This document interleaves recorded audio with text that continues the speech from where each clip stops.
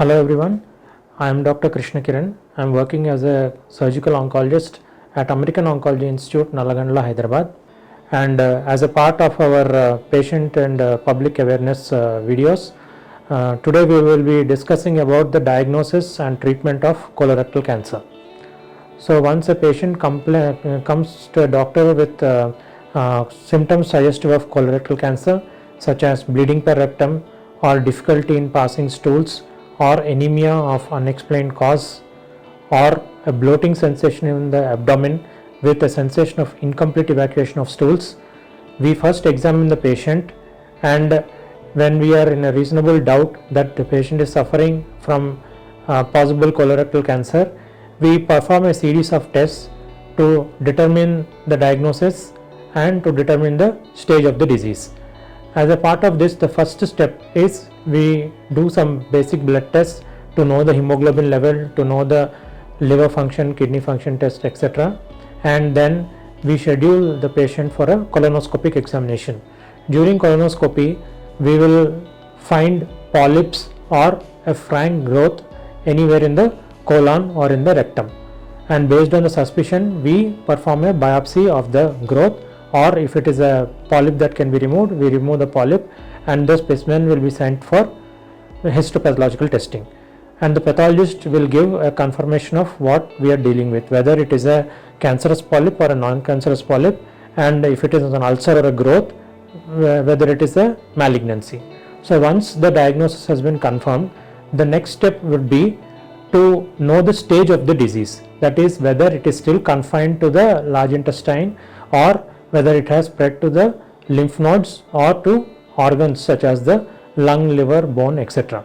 In order to do this, we perform certain tests. The most commonly performed test in colon cancer is a CT scan of the chest and abdomen.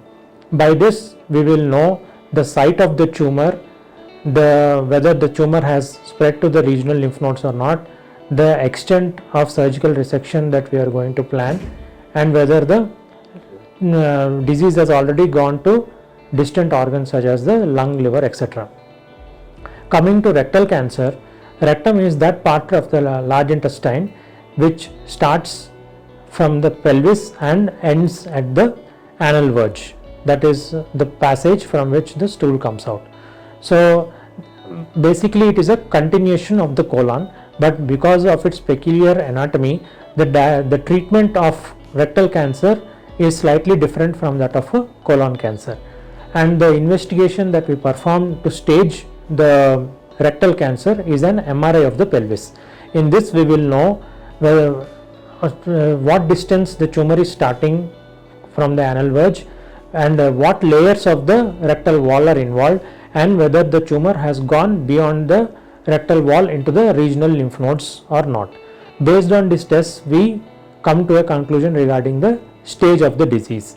And once the stage is known, sometimes we also perform a whole body PET scan to know with greater sensitivity about the stage of the disease. Once these tests are done, we discuss the treatment options in a tumor board, which consists of a surgical oncologist, radiation oncologist, and medical oncologist. So with this group of doctors, we determine the stage of the patient and the appropriate treatment for each stage. Based on the decision taken, we counsel the patient regarding treatment. So now coming to the treatment, the mainstay of treatment for colon cancer is, if it is in a stage 1 to stage 3, it is primarily surgery, and based on the results of the surgical biopsy specimen, the patient may require chemotherapy in the post-operative period. When it comes to rectal cancer, if the tumor is confined within the rectal wall, the wall of the rectum, and that to the inner layers of the rectal wall, that is mucosa and submucosa, an endoscopic resection can be attempted. Whereas if the tumor has gone into the muscle layer, but it has still not gone into the lymph nodes, the primary treatment would be surgery. in stage 3, that is the tumor has spread to the regional perirectal lymph nodes, or if the tumor has involved the deeper layers of the muscle of the rectum, the treatment protocol usually will be an upfront chemoradiation, that is chemotherapy along with concurrent radiation for 5 weeks usually, though some centers prefer to do a short course radiation. So after this chemoradiation, we give a 6 weeks gap and then reassess the tumor. After reassessing the tumor, the patient will undergo surgery, and later on, based on the requirement, he may be undergoing chemotherapy also.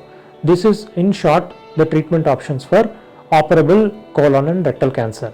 For patients who are diagnosed with stage 4 cancer upfront, the treatment options would be primarily medical. So we do certain genetic tests and certain molecular tests on the biopsy sample, and based on the results, chemotherapy and along with chemotherapy, targeted therapy in the form of monoclonal antibodies will be given to the patient to alleviate the symptoms and to prolong the life. This is in short regarding colorectal cancer treatment.